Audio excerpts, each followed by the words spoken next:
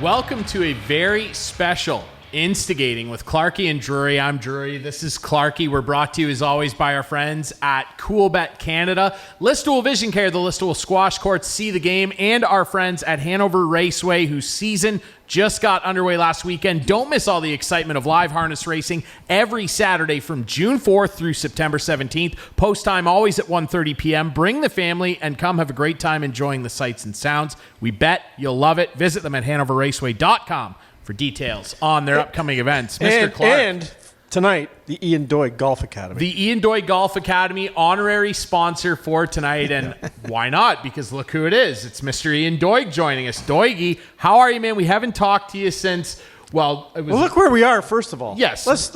Here we are at the Sim, which is unbelievable, in the Sim Brewery right next door to us. This is an incredible facility.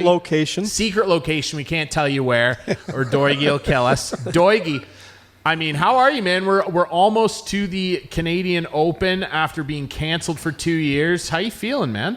I feel good. It's good to be here tonight, especially here at the Sim, and I want to give a shout out to Mark Beckstead for letting us host here tonight. This is my indoor facility for teaching, and Mark's so very generous with the facility that it's great to be here. Mark, we appreciate it, man. This is fantastic. The show has never looked better, even with Clarkey still here. I mean, the show still looks pretty good.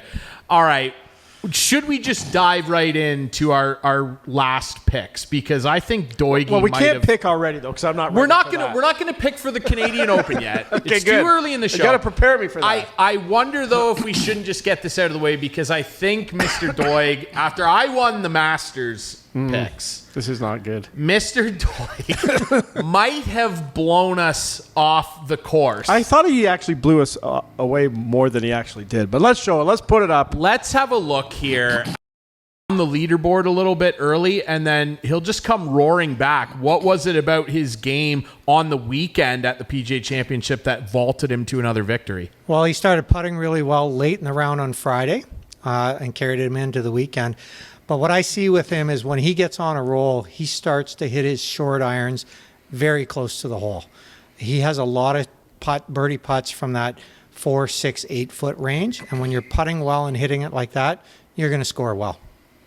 I wonder, we were kind of joking about this, and I'm curious your take on this, because you're a great golfer. We learned that a couple minutes ago, didn't we? I learned that a long time ago, Ryan. Yes. You learned that a couple minutes ago. I learned it well, I knew Doigy was a really good golfer, but when you see the work that he did on the Sim here. And we're going to get back there later. We are going to get back there, and we're going to show the viewers just how cool this thing is, man. This HD golf program, it's unbelievable, and Doigy made us look like fools, particularly me. I want your opinion on this. We were kind of talking about Will Zalatoris and this putting stroke that he has. It seems to be the talk of the tour, and we kind of laugh, the overdrive guys call him whiskey mitts and everything. I mean, it seems to work for him, but break this down for us. What is it that is so wonky about the way this guy putts the ball? Because everything else he seems to do really well. What is it about this putting stroke that's so weird to people? Well, you know what? I think it's the putter for me, the first part, the length of the putter and kind of how he holds it. But is it too short? It's hard to say. I'm guessing that he's been fitted for this putter. But when I watch him set up to it, he just never looks very comfortable. And I have him on my year-long picks for my teams, and because I think he's that good. I think he will win majors, but he's got to straighten out his putting before he ever gets there. So if I were him, I would go see one of the putting gurus. How many different putting strokes have you had in the last 10 years? Have you Myself? Stuck with it? Yeah, you. 3. 3? And what have you changed? So I was a conventional, right hand low for most of my career. In 2015, I went to a long putter for 1 year, and I putted okay with that because you could anchor it. And then I decided I didn't like that.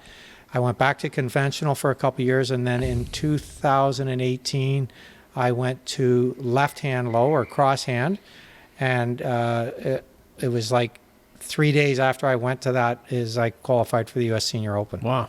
So I've been left-hand low ever since. Interesting. I'm curious as well. I mean, you were kind of breaking down and trying to get Clarkey to not clatter his knees together when he was driving the ball. What's the number one thing that young golfers or newer golfers do wrong when they drive a ball? Well, the first thing, and we talked about it with you, is the grip. And if we can't grip the golf club correctly, you're going to always struggle to get the club face to come back to the ball on a consistent basis.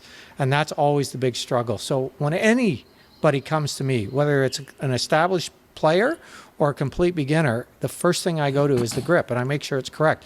Because it doesn't matter where we go after that. If they're not holding on to the golf club correctly, they're not going to get better. And that's the whole goal of being there. So I'm holding a club here, right? A lot of people hold it in their palm. Yes, You're correct. supposed to hold it in your fingers. More in your fingers. Yeah. okay, so yeah, it's more in your fingers than your actual at the top of your palm. Yeah. So I'm not doing this. you're not doing that correctly. Showing everybody the precise wrong way to do it. No, Yes, that's he good. he had it precisely wrong right there. Yeah, no, that's good. So get it even more in your fingers so that the butt of the club is under the pad of that hand. Okay, so even more, Clarkey. Get it down there even more. No, here. Can I come out? I'll show you. Yeah, bring Doig up. We want to show everybody kind of what he's talking about here. We do this now, we're doing it now. Well, I mean, it's the hot topic. So this is a left-handed golf ball. So this is backwards. So it's a little bit backwards. So I'm going to actually do it in my hand. We need a mic here? yeah. Let's get the mic on Might be him. better if you can hear us. So hold on. It's okay. He's getting his own club because Yeah, he's not used to holding a left-handed He's club. not a lefty. I'm not a lefty. So the first thing that we want to do is for a right-handed golfer, you want to take it in your left hand. You want to hold it like this in the fingers. A great test to see if you're doing it correctly is to take the thumb off and the last three fingers off of your hand, and the golf club will balance correctly. If you get the golf club too much in the palm, you can't hold on to it and you lose it. The other way of checking too is if you look down with the golf club in front of you, you should see two knuckles of the left hand, and the line that is formed between the thumb and the forefinger should point up at your right shoulder. Those are two great ways of checking. Left for me. Left for you, opposite for a left-handed golfer. We could switch you to right-handed, Clarkey. What are you trying to say? So the top hand then on your club, no matter what club you're holding, it's the most important one in terms of anchoring where your club face is going to meet the ball. 100%, because this hand is going to dictate what that club face is going to do through impact. It's always going to be in control. So if I just turn and rotate my hand ever so slightly, that face changes a lot. Mm-hmm. So that's what we have to be in control of, right? And you were showing us that before we went on air here, and it was incredible. I don't golf. I'm not a good golfer at all, and it's incredible just how much of a difference it feels in your hand just to bring it into your palm and then hold it properly in your fingers. How much of a difference it is to be able to balance the club. It's night and day. Yeah, 100%. Now there is golfers out there that hold it more in their palm. Moe Norman would come to mind for me. He talked about holding it in his palm a lot.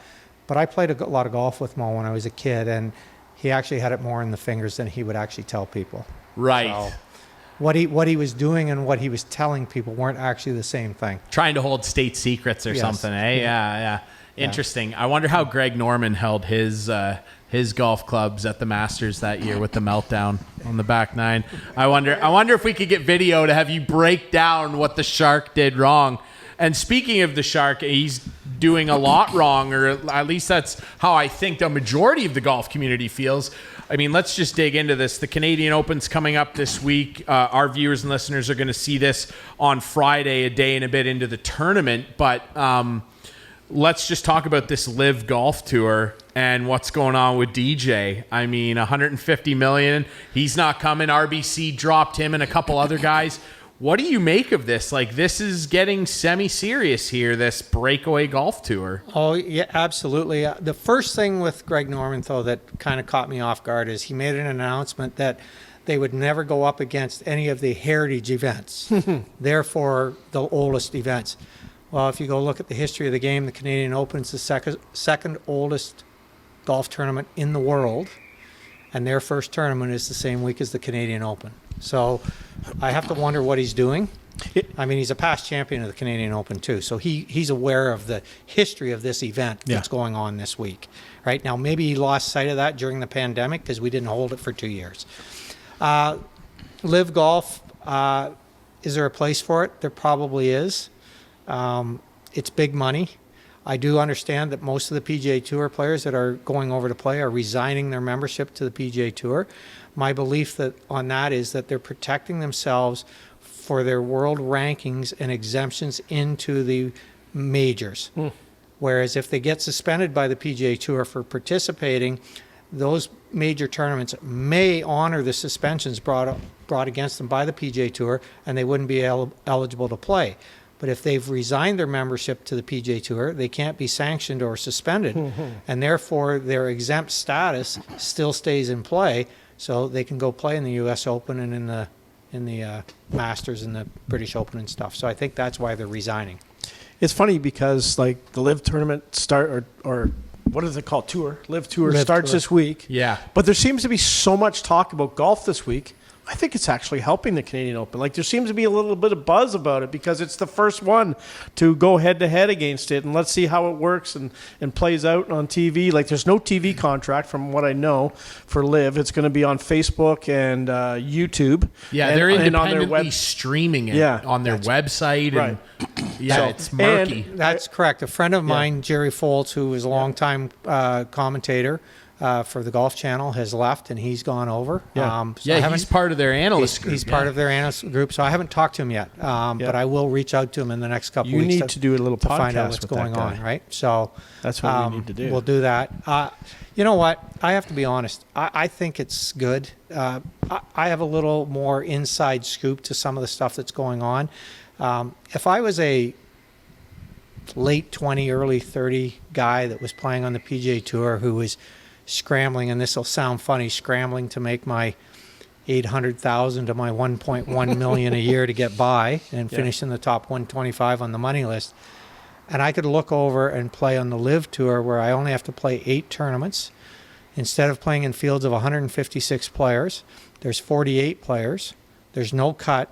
They're 54-hole tournaments. I get to spend an extra day with my family. Shotgun start. Shotgun starts. I'm on the golf course faster and off earlier. And everybody gets a check, with the last place check being $125,000. So I can go play in 8 tournaments and make a quick $1 million. Why don't you? Would I go? How do you get on the tour? How do you sign get on me that? up? How do you get on that? I wish I knew, because Okay. I'd be on my I'd be on my way. Is the Shark just speed dialing guys? Like I don't know. He had 170 guy entries into the first tournament by his quote. He quoted, "I have received 170 people want to play in my tournament." Yeah, but what does that mean, though? But that- When, who like, knows does what that that mean I means? could say, "Hey, I want to play in your tournament"? Like It could, but I knows, would right? imagine they'd be all professional golfers from different levels. Yeah. You know, you've got the Challenge Tour and the South African Tour and the Australian Tour, and maybe somebody like me who's 60 years old and looking to make a quick buck. Sent him a letter and said, "Hey, you know what? I've played on the PGA Tour. I want to come and play some tournaments." Yeah, Right? yeah, Well, why wouldn't you? right. For that much money. Totally. They talk about the whitewashing, the sport washing of everything, and I do understand that. But did we go to China for the Olympics? We did, right? So every country, if you looked at every country, almost all of us have some kind of humanitarian thing that we haven't done very well. And so should we penalize them for that? Well, if we're going to continue to go to China, then why can't we go play in this event? Yeah, and the Shark basically came out and called Jack Nicklaus a hypocrite, the other day. That was his big quote that got a lot of attention outside of, running their first event in London neck and neck with the Canadian Open, but calling him a hypocrite. And yeah, there does seem to be a bit of a hypocritical air to the PGA Tour and their hardline stance. Now, again, we still don't know what's going to come down yet. They haven't made it official. The rumors are that it could be as severe. I know Bob Weeks was talking about lifetime tour bans for some of these guys. I doubt Dustin Johnson cares with $150 million cool in his back pocket. But maybe, do you think some of the guys of that 170 potentially that applied for this first event, do you think that the threat of that would potentially drive some of those guys away? Well, I think it depends on where they are in their career and what their goal is, what they want to do in the history of the game. If they want to win the Masters and the U.S. Open and that, their avenue to those events is still probably going to mainly be through the PGA Tour. So if you're young and starting out, you probably want to stay on the PGA Tour. But if you're in the middle of the pack and you've played 15 years and you have an opportunity to look after your family and make a lot more money very quickly, those are the guys I think that have no worries about going. Like I said earlier, if I was 34 years old and I was a journeyman pro and I had an opportunity to go play, I'd probably be gone. And there's a lot of those guys around. And there's a lot of those guys around. That's it, right? I think there's room for it. Why not? I do too. And we'll talk a little bit about, again, the inside part of the tour and everything. Like, a lot of people don't understand that. Look, I'm a fan of the PGA Tour. I've been trying to play on the dang thing for 40 years now. So, you know what? I'm not speaking against the tour, but we talked about it last fall when I was at PGA Champions Tour School, and I was an alternate. I won a playoff to be an alternate into the finals of the qualifying school, and I got to the finals, and I prepared. I spent 3 extra weeks in Florida with all the expenses that I had to incur doing that, and yet they sent 2 twosomes off in the final tournament instead of making them threesomes, and I stood on the practice range. So the PGA Tour, clearly by that, does whatever they want to do, right? Do you think it'll change? I think it will have to, because they've got, now guys have options. Right. And Sergio there, that was the famous quote there when he was in the rough looking for his ball, like, I can't wait to leave this. I can't wait to leave this. Yeah. So we'll see if things change. Right. My concern with that statement is it could be worse on the other side. Like, you never know, right? Well, you don't know, right? And so you really don't know what you're signing up for until you get there. Yeah. But on first blush, I'm guessing that DJ has $125 million in his bank account. Because I certainly wouldn't go on the fact that we'll pay you so much a month. Yeah. Right? I want that lump sum in my bank account or I'm not coming. Right? Because, we'll give you $10 million now, but a month from now they go bankrupt or out of business, and you've now lost your PGA status because you've resigned, but you only got $10 million.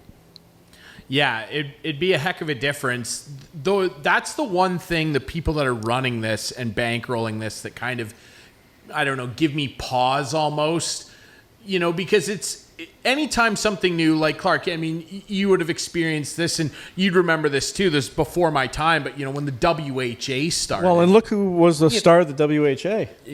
Yeah, absolutely. Right? Bobby Hull, right? Well, not only that, but the first $1 million hockey player. Father-in-law.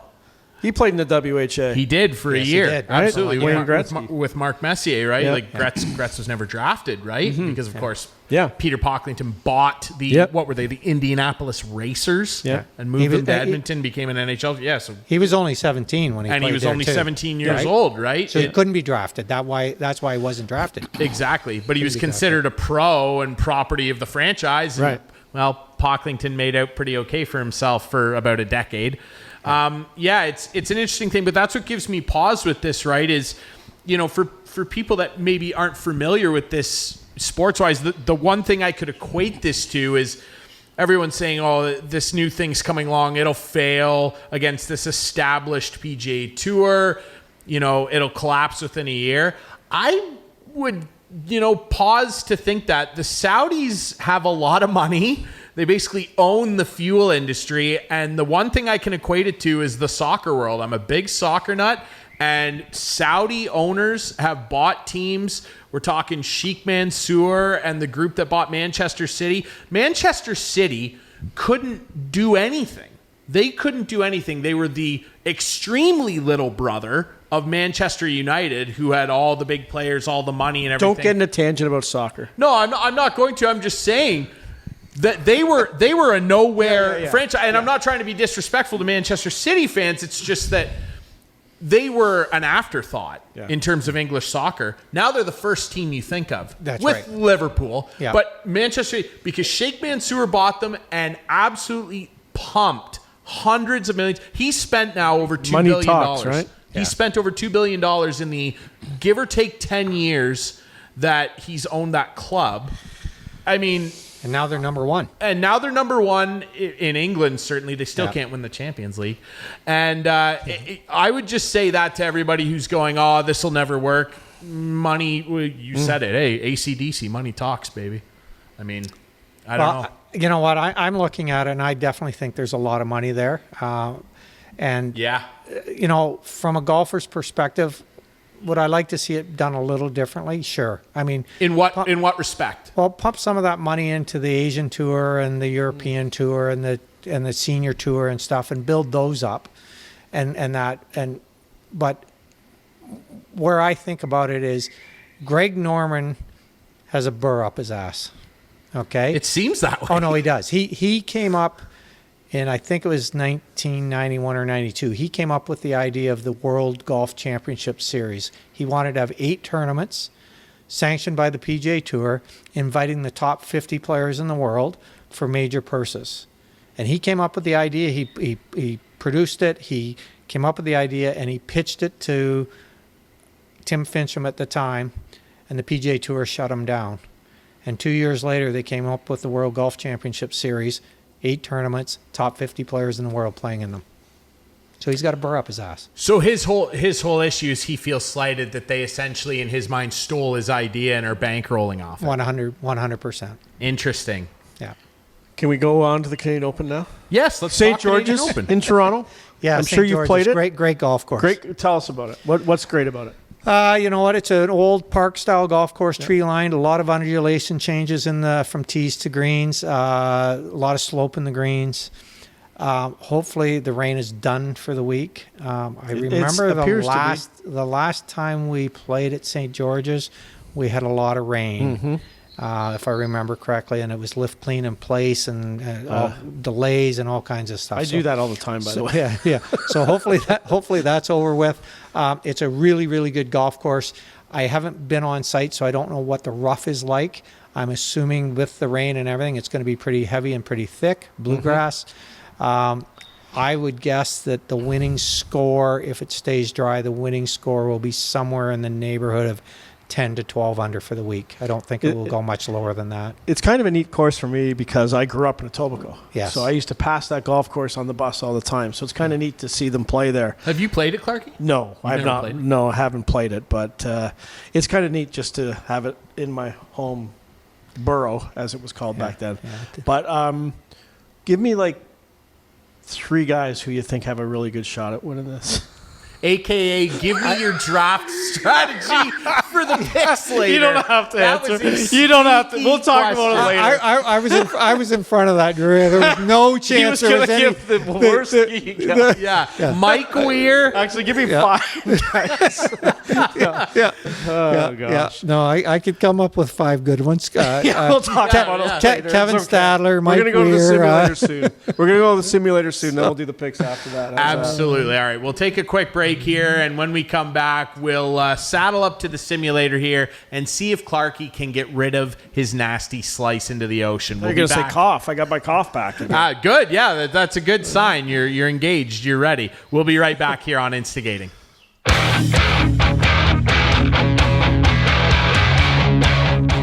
Welcome back to Instigating with Clarkey and Drury. Ryan Drury still alongside Mr. Chris Clark and our friend Ian Doig here at the Sim in a super secret location in beautiful Southwestern Ontario. Speaking of the Sim, Speaking of the Sim, this is pretty good. it's pretty great stuff, man. They got a brewery right next door to the simulator here. It's pretty Sim unbelievable Brewery, stuff. Dougie, is that right? Sim Brewery. Yep. Believe we're absolutely. drinking the APA here, and it's pretty unreal. You know what? A nice Sunday afternoon beer on the patio. Not bad, right? I would enjoy this on a patio. Yeah. I would do that. I mean, I might have to sneak some out of here when Doigie's not looking, maybe. I don't know. All right. As always, we are brought to you by our friends at Coolbet Canada, the Listowel Squash Courts, Listowel Vision Care, See the Game, and our friends over at Hanover Raceway. And, of course, got to mention our buddy Ian Doig, his golf academy. If you're looking for lessons, Doigie'd be the guy to go to. He's already improved my swing, pretty significantly since we first got here. I took 3 practice swings. And From the first to the third. yeah, It got a lot better. There was a lot of growth in the first 3 swings, wasn't there? I'm a terrible golfer, folks. Really quickly before we launch into what's going to be another fun draft here, this will be the 3rd one we've done here between the 3 of us for a major golf tournament. Of course, the RBC Canadian Open coming up here. Want to just give a shout out to my friend Johnny K. I'm wearing his For the Love of the Game apparel. Obviously, there's a bad fire in downtown Hanover. A lot of our viewers viewers will be aware. Johnny K. Store was really affected by it, as was Fashion First, I believe it was. That fabulous fashion. Yeah, downtown Hanover, bad fire. If you can do anything to support those two businesses right now, please do what you can. All right, Mr. Clark, why don't you get us set up here? What are we doing? Well, sure. I might as well set it up because I've lost dead last in the last 2. Were you dead last the first one? I think so. No, maybe not. No, I think I actually think Doigy might have finished last. I think maybe he was. Well, that's because they did it a messy way. We messed it up. So now we go. Now we go money winnings. So we're going to pick 5 guys this time. Yes. And the 5th player has to be Canadian. Yeah. So just Regardless because if you took might pick a Canadian early, Yeah. you have to pick a Canadian with your 5th pick. And if we don't know any, Doigy's going to help us out. Sure. So I have the first pick, right? Because we're going from worst to first. Yep. Take Mike Weir. Take Mike Weir. Take Mike Weir. Yeah. Take Mike Weir. Yeah. No, Save him for I'm your not 5th taking pick. Mike Weir. There's a lot of good guys like Justin Thomas, Rory McIlroy, Cam Smith, my buddy. But you know what? It's not Mike Weir. But it's Corey Connors, the first pick. You're taking Corey. He's going to do it. He's on it. Yeah, he's going to do it. Corey Connors, number 1. Now refresh my memory if you can, Doigy. If Corey did win, he'd be the first Canadian to win it in how long? 1954, Pat It's Fletcher. time. It's time. It's like the Leafs. It is It's time. Wow. Last it's Canadian. like the Leafs. Well, you better change your pick. Just joking. Two Leaf fans here. Hey. Corey Connors. Corey Connors. I like that pick too because the golf course is very good for Corey. The way he drives the golf ball, his iron play is just exceptional. He gets the putter hot this week. I like him as a pick. I probably had him on my draft table ready to go. I think it's a great pick, and it would be exciting to see a Canadian Exactly. win. Exactly. 1954 Pat Fletcher at Point Grey Golf Club, and the previous Canadian to win that before that was 1909, I think. So, yeah, it's been a long time since Canadians have won the Canadian Open. Mike Weir came close in 2004, I think it was. The year after he won the Masters, he lost to Vijay Singh in a playoff. Yeah, he lost by 2 strokes, did he not, to VJ? No, in a playoff. It was in a playoff? In a playoff, yeah. Okay, Ryan Drury, next pick, first pick. So the pride of Listowel is gone. Well, I mean, Corey, by the way, favored at 20-1 on most Not betting bad, sites. top 10. So that's pretty darn good. I mean, you took Corey. I have to take Rory McIlroy. I have to take Rory. I'd like. He's sitting there. He's probably my favorite golfer. I love Rory, even though he. Here's the thing with those guys. More sometimes. I find these guys sometimes just come for the paycheck and they're gone in 2 days. But we'll see what happens. Am I wrong, Doigy? Well, no. Yes. No, I don't get that I'm not sense wrong. from We'll see. Rory. We'll see. Not from Rory. We'll Not see. from I Rory. don't think Rory shows up and thinks Some he can't guys win do at it, any though. tournament. Some guys do. I think Rory will play well this week because he is the defending champion, technically. That's right. There you He go. won at Hamilton. That was a long time ago. A long time ago. Yeah. All right, Doigy. So you're up. Back-to-back picks for Mr. So Doig. Doigy gets back-to-back picks, and I'm going with, just because I know he's playing well, I'm going with JT Thomas, Justin Thomas. He carried the mail for you last time. He did, and I'm going to go, my next pick is, I'm going with Matthew Fitzpatrick. Matty Fitzy. Wow. Okay, now it comes over to Ryan Drury for his second pick. I will take Scotty Scheffler. Scotty Scheffler, the odds-on favorite. Yeah, 8-1, I believe Scotty Scheffler is just behind Rory at 6-1. Okay, so that brings my second and third picks. I had him in the Masters, and I had him in the PGA, and I lost both, but I'm picking him again. Cam Smith. I knew you were going to do that. Yeah, I knew it. And right after him, I'm a little conflicted, but I'm going to go with Sammy Burns. Sam Burns. I like that. Okay, Ryan. I don't hate that at all. Well, what does the golf expert That's pretty think? good. Good. That's a pretty good-looking team so far. Okay. Ryan. I like it. Cam Smith. I mean, Sammy Burns too, eh? I like Cam's hair. Matt Fitzpatrick. I just want to say as well, Smith at 12-1, Burns 14-1, Fitzpatrick over on Doigy's team 18-1. And I'm going to take the second guy, and I love this guy too. He's also favored at 18-1. I like me some Shane Lowry. That's a great pick. I was going to pick him. But All Doigy right. didn't say it was a great Mr. pick. Doig for picks 3 and 4. Okay, I'm going with, this is just a gut feeling on this one, but I'm going to go with Tony Finau. Tony. Oh, Tony Finau. I love the way he plays. He's a fellow ping player. Yes. He's a fun golfer. Ping. I like that. He plays ping clubs sponsored by Ping. I get to go again here, don't I? Yes, sir. This is the hard part. We have to get way down there. And I don't know who I'm ready to take. As a matter of fact, I'm really struggling here. One more, and then a Canadian. I'm going to go with Tyrrell Hatton. Okay. Ryan, pick number 4. You have Rory, Scheffler, and Lowry. Yes. And I'm struggling on what I want to do with my 4th pick here because I'm obviously saving my Canadian for 5. And again, I love my top 3 picks. I'm curious as to who I can take that's in the field early here. Finau, I would have liked to have taken him. I don't know why. He's golfing fairly early to start the tournament. I just have a funny feeling about him because somebody was talking about him the other day. I really like Brent Snedeker. I'm going to take Brent Snedeker with my 4th pick. Okay. So now I pick 4 and then my Canadian at 5. Yes. Okay. 4. You know, this guy is a good golfer. And I love his accent. Justin Rose. Ah, yes. Rosie. There you are. And I will pick... Clarkey, just so you know. Yeah. They're all good golfers. Yeah. True. Yeah, you're not teeing off. I thought I was getting bad info there. No. Yeah, he's got a broken leg. And I'll pick Adam Hadwin as my Canadian. Very good.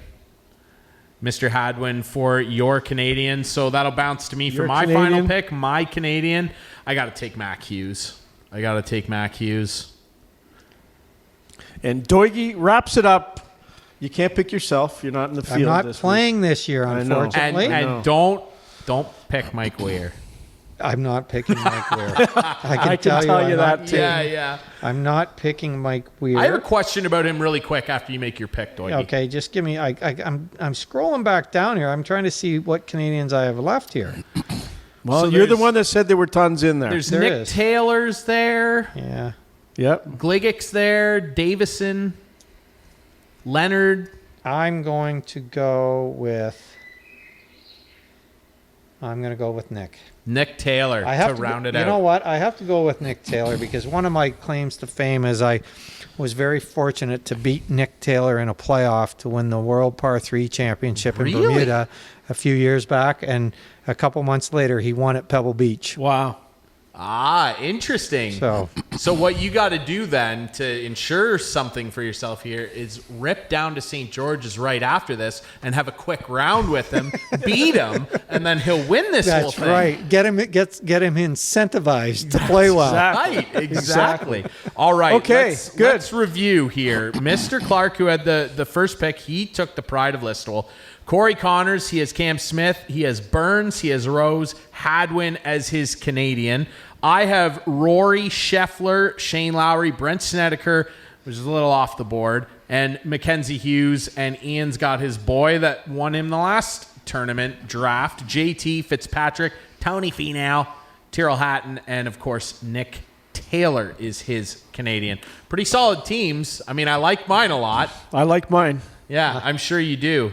Sam, watch. Okay, ask him about Mike Weir, and then I got a question for him. Yeah, I got a quick question because it's fascinated me what happened to this guy. One hit wonder. That's what happened. But how did that happen? Because he wins the Masters, and had some pretty good golf leading into that. I mean, he was an off the radar winner in the grand scheme of things, but he had played pretty well up until that point and played decent in the couple years after. But just from going from that high of winning the Masters to where he ended up, is there something that you saw in the way he was playing where you can break it down and say this is what went wrong for him? I do. Okay. I have a big opinion on that. But first of all, not a one-hit wonder.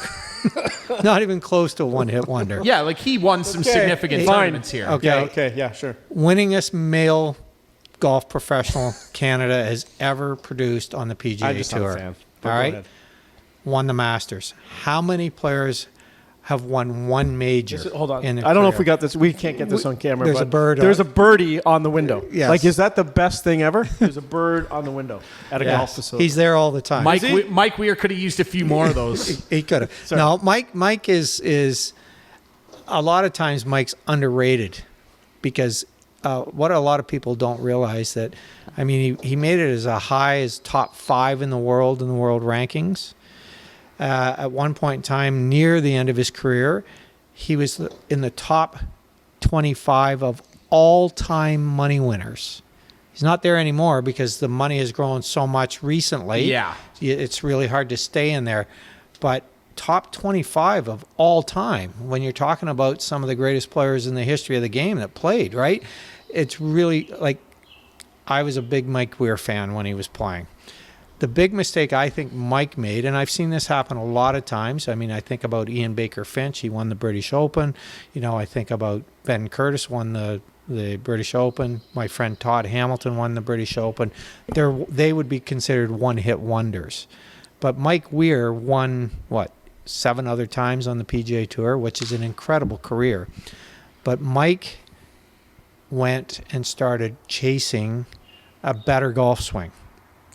And he went to a couple guys that taught a certain method, which I won't say because I want to disparage them, but it didn't work for him. And then he ended up injured. And it's hard to come back from those types of injuries. And especially as you get older, it's harder to come back from them. And he fought hard. To see where he's playing now on the Champions Tour with a win and in contention on numerous times, I think he's done a great job of fighting his way back. I think he's just a really, really good player. There you go. I'm going to ask my question later. Let's break, and then we'll go to the simulator. We'll break. We'll go to the sim. Clarkey will ask his deep dying question here on how to not clatter his legs together when he drives the ball. I'm sure that's what the question is, right? No. Okay. We'll take a quick break here. Hope you enjoyed the draft segment. We'll go over to the simulator now, and we'll have some fun. How about that? I hope so. We'll have Sometimes some it's fun. frustrating. Well, we will not try and put it in the water behind us there on the sim. That's coming Pebble up next Beach. year on Instigating.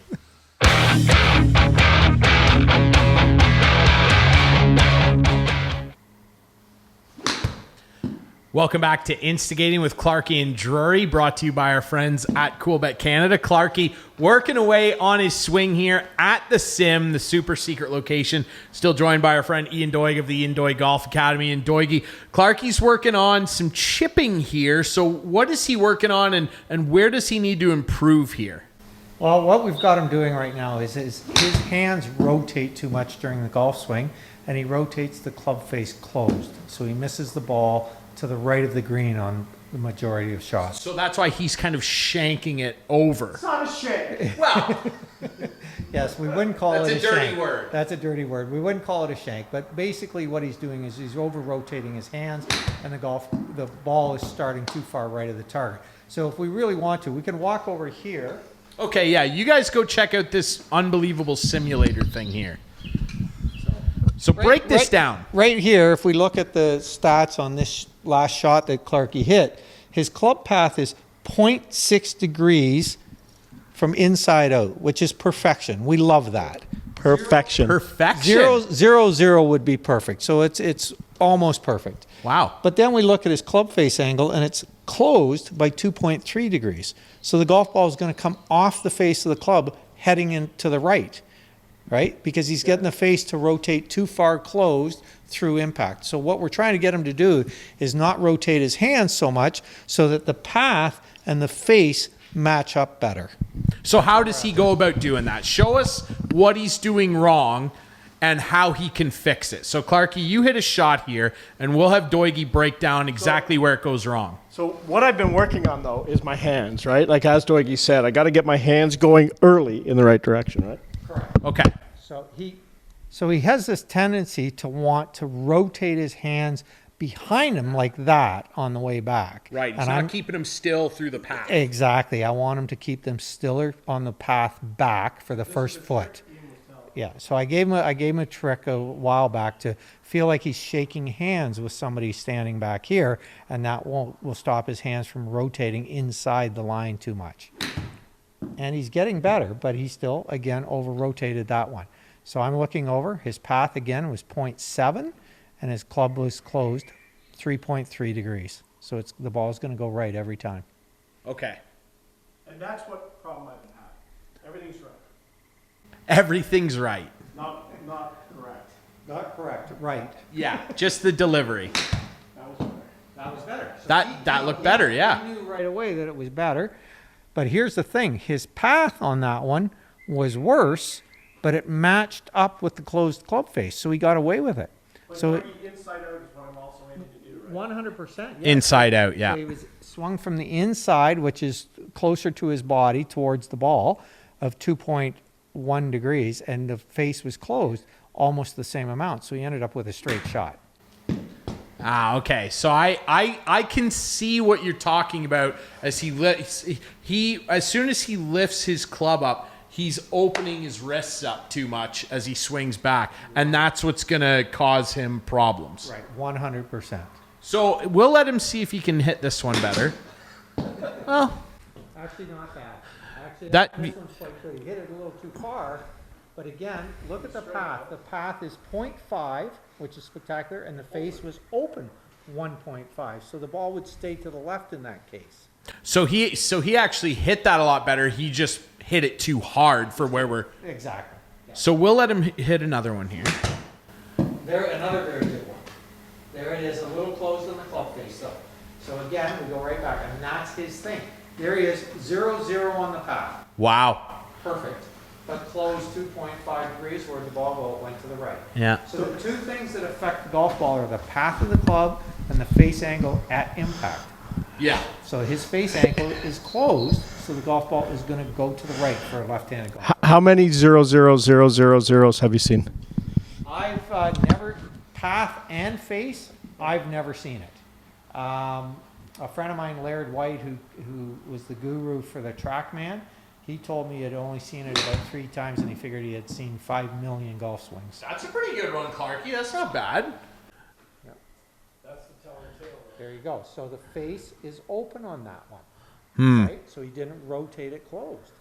That's what we're after. We don't want him rotating that face through impact. That's good again. That face will be open as well. That face will be open. Yeah, point. There you go. There you go. We'd love that. He is 0.2 on the path and 0.9 on an open face. So generally, if he can get that to that kind of level of consistency, he should have a much better golf game. Much better golf game. He'd actually get pretty excited about playing if he was doing that. And I'm right on 60 yards. So here he is again, 0.5 and 0.2. He's dialing it in. So this little drill that we were doing earlier is starting to pay off because he's actually sitting here working on it. Another good one. Look at this. You hit it too far. I'm hitting it all too far. What are we at here? 40, 50 yards? 50 yards to the pin. So you're just hitting it a little long, but I mean, the delivery is really improving here. 100%. And that's what we're after. And the thing of it is that because we have this technology here, we can talking. We'll cut that one. No. We'll cut that. Because we have the technology here, we can get immediate feedback and look at it. Now, when I'm on the golf course and I don't have this technology with me, I still can tell by the read of the golf ball what's happening. Mm-hmm. Okay? But it's always good for the student to be able to see this because it gives them quantifiable numbers into their head of what they're doing. Okay. So we're going to hit some 7-irons now. Yeah, I want to see the pro do it here. I want to see Doigy hit some dynamite shots. Now, I got to tell everybody, before we started recording the show, Doigy was showing off to a degree, and he was hitting some unbelievable shots on this simulator. I can't wait for people to see this. And it is incredible, too. I mean, just not being a guy who's a huge golf nut, but being very interested in just how scientific this really is. You notice how good I was there with the caddy? I gave him I knew he wanted a 7-iron. Yeah, well, yeah, he said it, didn't he? He asked me to go caddy once. I said, can I just do it for one round? I don't know if I want to do it the whole 4 days. Right, yeah. I would maybe do it. I could be a caddy. That's a true story. Actually, I wasn't sure if I wanted him to do it for 4 days. Clarkey, True story, though. We're still friends. It is a true story. You're fired. It's a true story. No, it really is incredible. And I mean, even in that, 5-6 minutes of you tapping away with the with the wedge there, you could see you thinking and zeroing in on what he was telling you and how much it improves. And it's incredible to see that on the technology. But let's see a master do it. Now, what are we lining up for here, Doigie? Okay, I'm going to hit a couple 7-irons here. So my goal is to I want to have my path of my golf club be somewhere around 0.5 to 1.2 from the inside out. And I want to have my club face at 0.5 to 1 degrees closed. And then if I can do that consistently, I'm going to hit a push draw. The ball will start slightly right of the target and turn left and draw back to the flag. So one of the big things we want to do when we're playing, and when we play well, we're very good at this. We don't ever want the ball to curve past the flag. And what I mean by that is if I'm hitting a draw, so I'm moving the ball from right of the flag to the flag, I don't want it to go past the flag, because if it does, it's actually now moving further away from the hole. So I want to be able to control my curvature of the golf ball. Okay. That's what I'm after. I'll hit a couple good ones, I hope, and then I'll try to hit one where I curve it too much, and you'll see the difference. Okay. Or we could just get Clarkey to demonstrate. All right, let's watch the pro work here. There we go. Okay, that'll go. Nice, right? Like that was what you want. That's probably okay. As nice as that golf shot was, that's probably a little too much curve for me. So the path of my golf club was 3 degrees from the inside going out, and then I had the club face closed at 2.7. If I had that path at 3.0, I only want the club face to be closed about 1.5 or 1.3, and then it would be a straighter shot. That shot there on the golf course would have started right of the flag and finished left of the flag, which means it's moving further away from the hole when it lands, which is not what I want.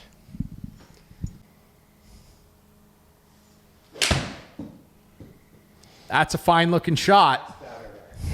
That's pretty beautiful. There we go. Whoa. Look at that. So club path 0-0. It glitched. I'm kidding. 163 and a half yards? Yes, and a face closed of 0.8 degrees. That is as close to a perfect golf shot as you're going to find. And I want to hit it 162 to 165 with that club. That's unbelievable. Nice. I mean, it's not going to get better than that, ladies and gentlemen. We got to try one more thing. You want to take one more swing at it, Clarkey? Well, I haven't hit 7.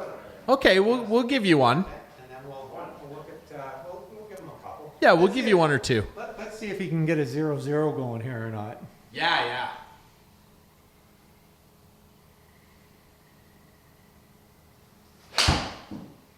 That looks pretty good, Clarkey. A little bit thin. Okay, let's dissect it. Actually, quite nicely done. Here's the mic. 0.3. So he's got, the path is 0.5, so the path is spectacularly good. And the face on this one was actually 2 degrees open, so the ball stayed to the left for him, being a left-handed player. But I look at all the other numbers, the launch angle, smash factor, ball speed, everything was very, very good. That would be a shot that Clarkey would love to have every day. He would love to have it every day. Let's see if you can improve on this, and then we'll get to some driving. Let's do it.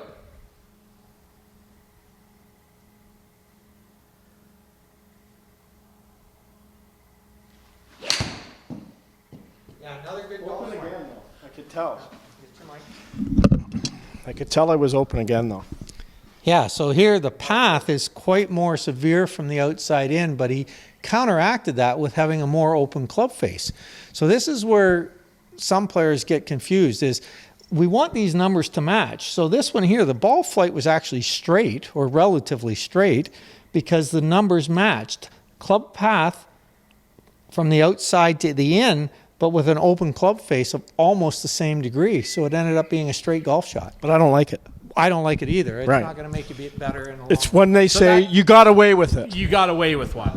Interesting. All right. One more. Clarkey wants one more, and then we're going to go to the big sticks. We're going to go to the big sticks after this, and Ian's going to blow our viewers away here. All right, Clarkey, come on. Make it a good one, bud. That one is just an open club face. Yeah. I could feel it. So what goes wrong for him here? So the path, again, pretty much everything. Everything. It wasn't a good shot. The path was way too far from the outside in, so he cut across the golf ball on that one. And the face of the golf club was open 5.6 degrees. It's not worth talking about. The golf ball was going to go way left. Interesting. All right.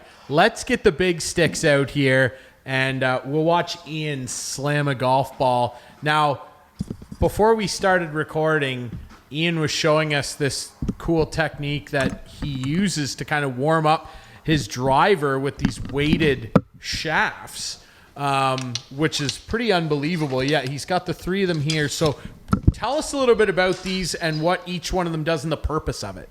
Okay, so this is known as super speed. And so they did some studies, and this is overload, underload. So I have a very light one, a medium one, and a heavy one.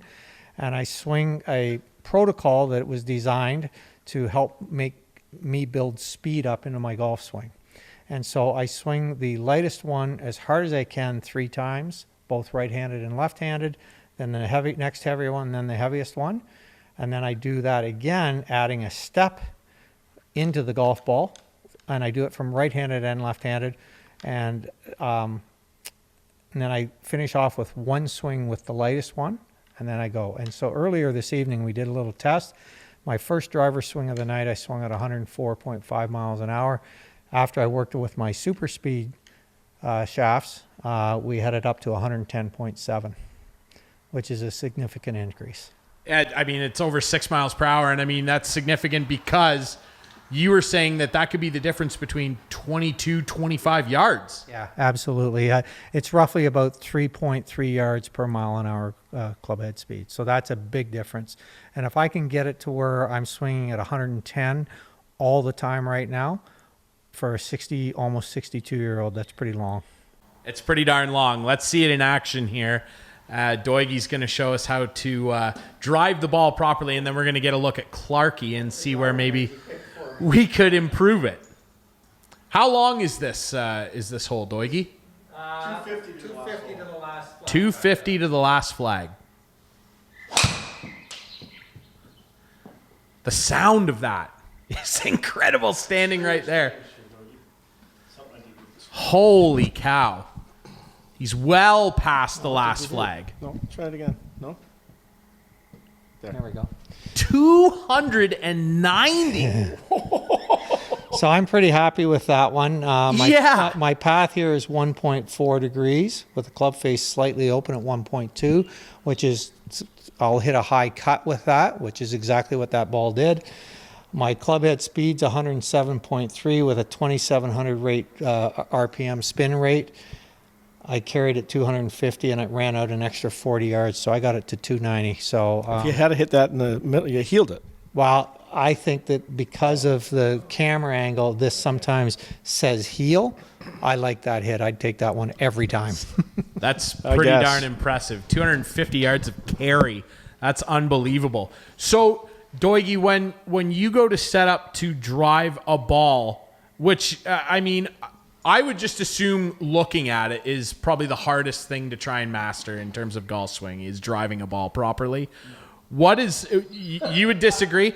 I just look at it and go, this is incredible. I totally looking. disagree. What is the key to a good drive?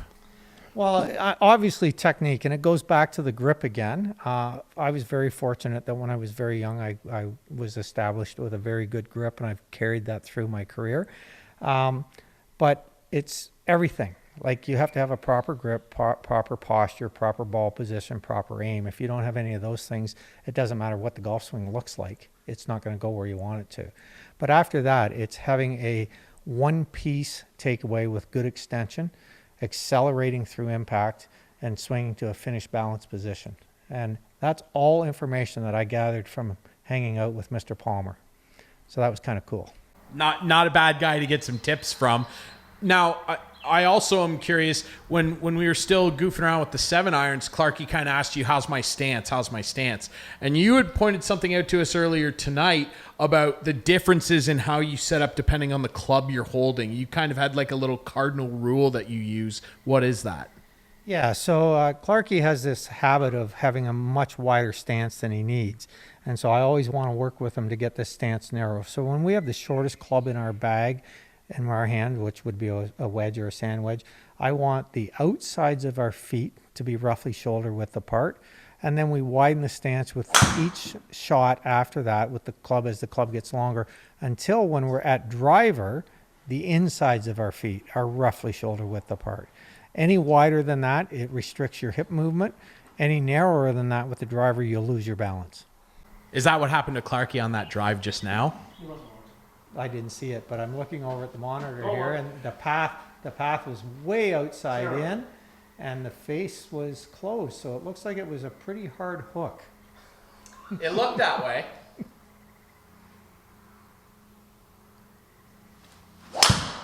Oh, and a hard slice. And So what causes that slice? What causes that? so that's the face being open in impact. I'm just going to look here at the monitor when it pops up. I'm going to guess that face was quite open. Yeah, 5.8 degrees open, and an outside in path, right?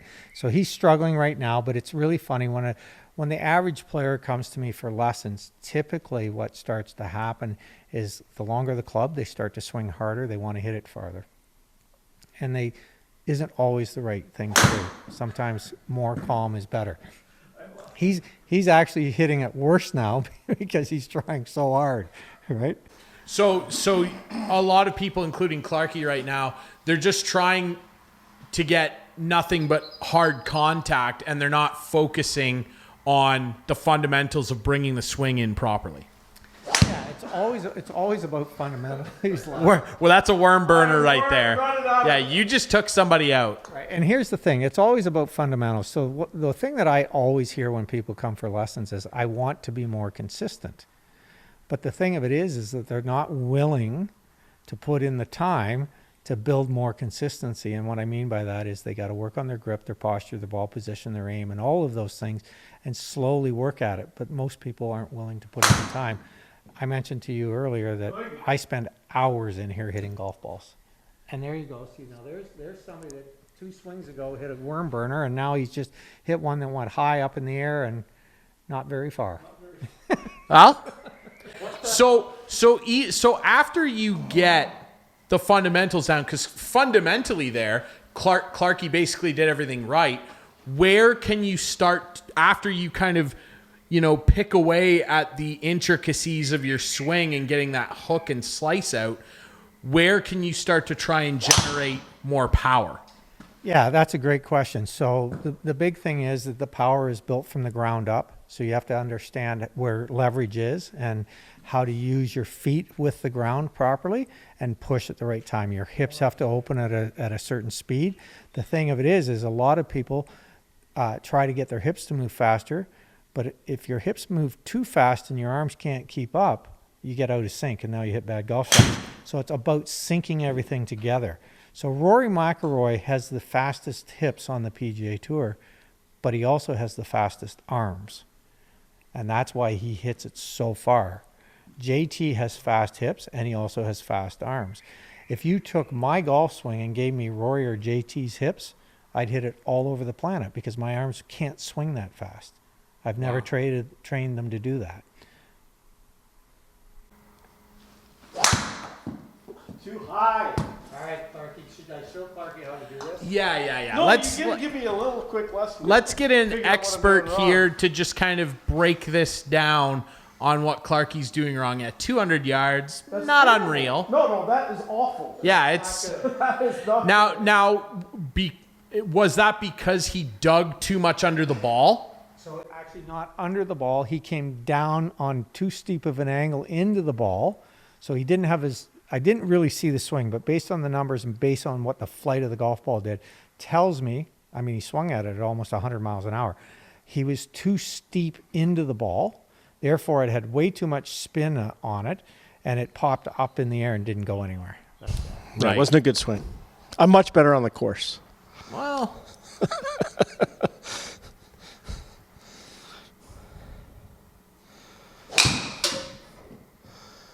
That one went too high.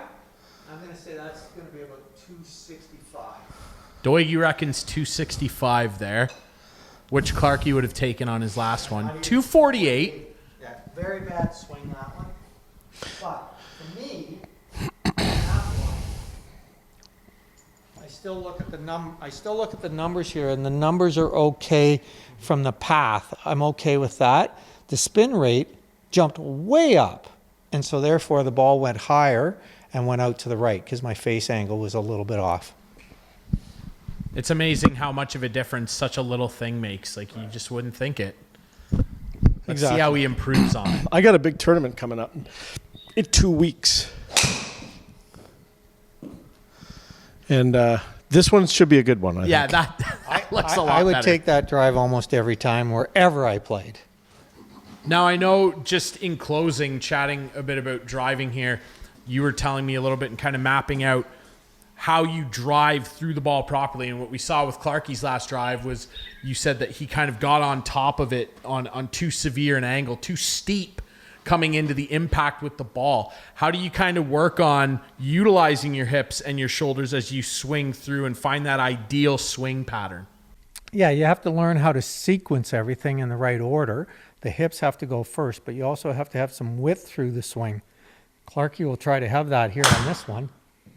Much better.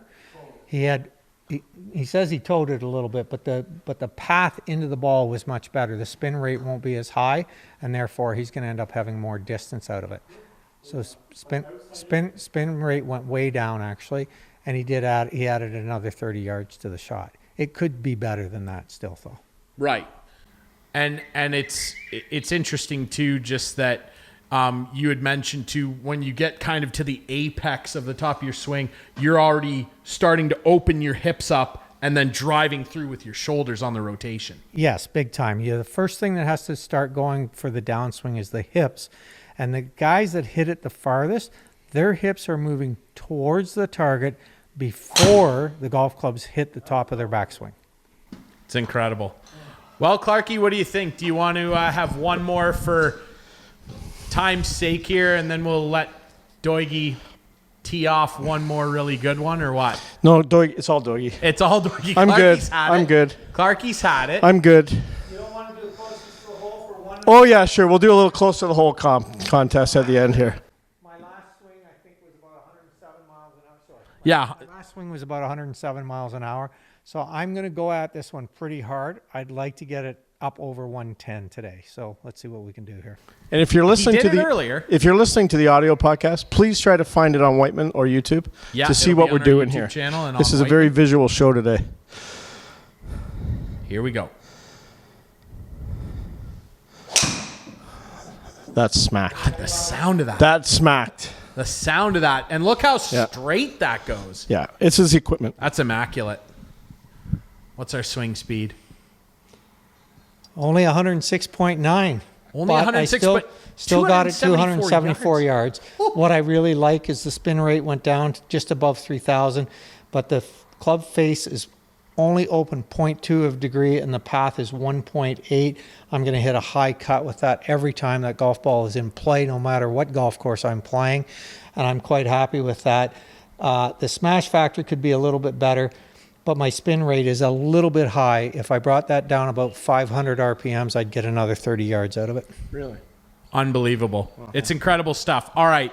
We're going to show some highlights here of this closest to the pin competition that these two are going to go after. Again, thanks to our friend Mark for letting us come into the space today. The Sim, unbelievable facility. Thanks to Doigie from the Ian Doig Golf Academy. Guys, if you need lessons, you got to find this guy.